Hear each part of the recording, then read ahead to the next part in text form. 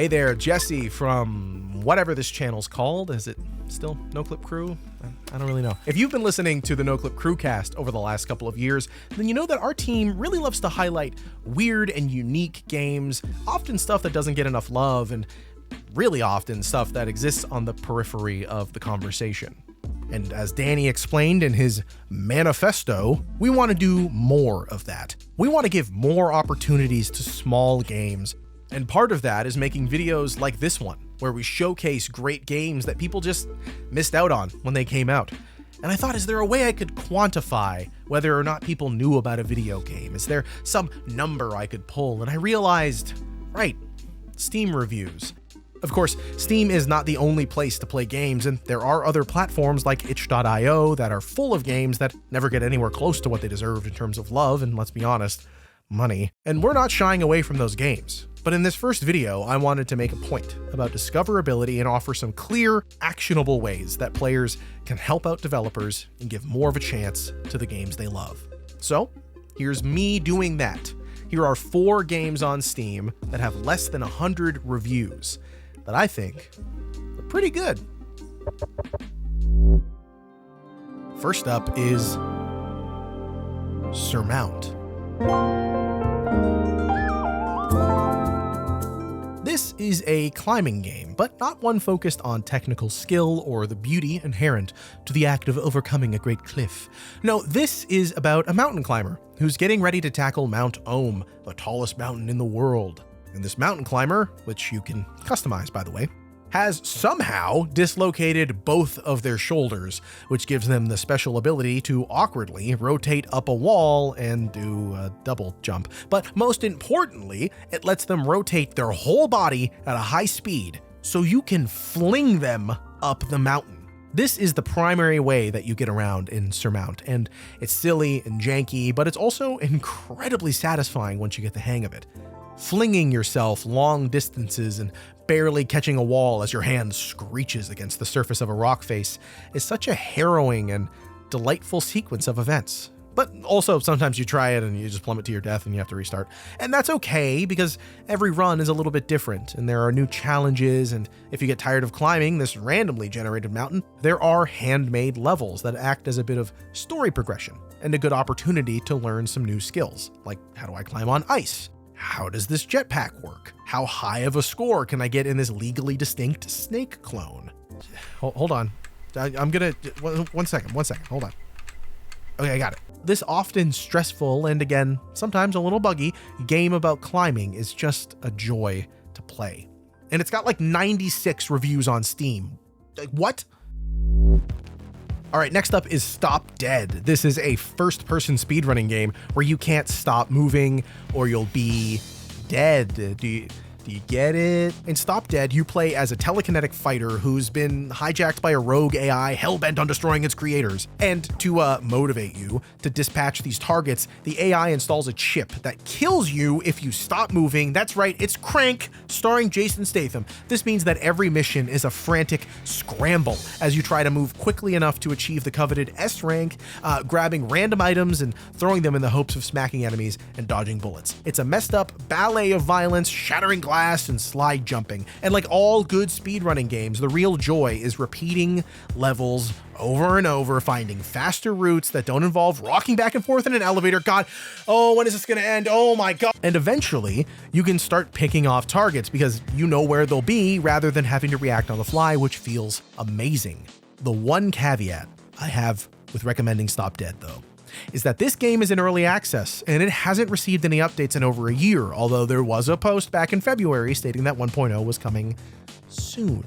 Speedrunning games like this live or die by their communities, and the more people there are, the better the leaderboards and the competition can become. Which makes me wonder if the relatively low 73 reviews it received and the algorithm's ignorance of it might have played a part in its confusing pace of updates and its lack of enthusiasm, even if said reviews are 94% positive.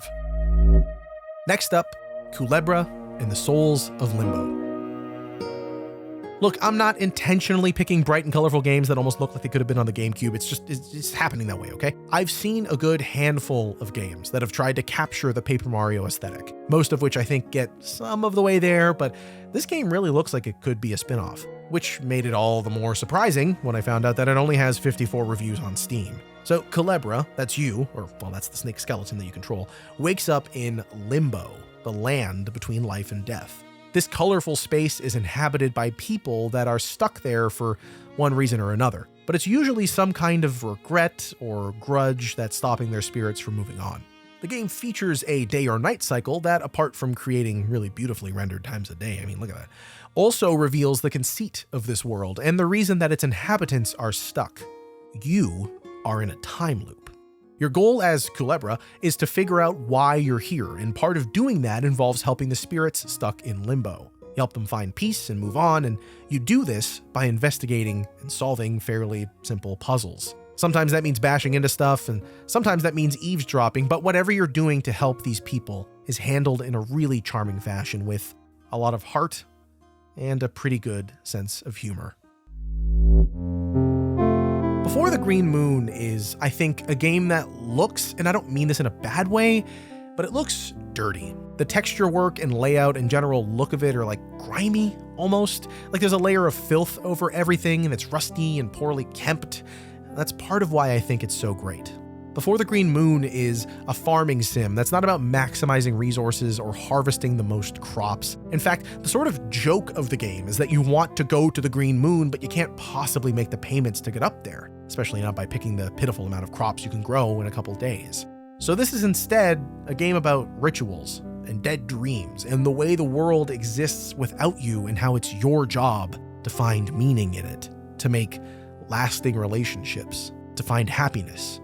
Your character has a limited amount of energy that they can use every day, and of course, you want to do more things with the time you have, so part of your routine becomes taking a lunch break. And I went and hung out with Elvis, my boy Elvis, the chef, every time.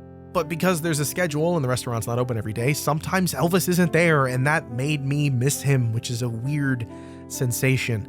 And some days I'd check on my neighbors, other days I'd go and complete a task that a citizen offers to me, or I'd break into someone's apartment and go on their computer, normal stuff.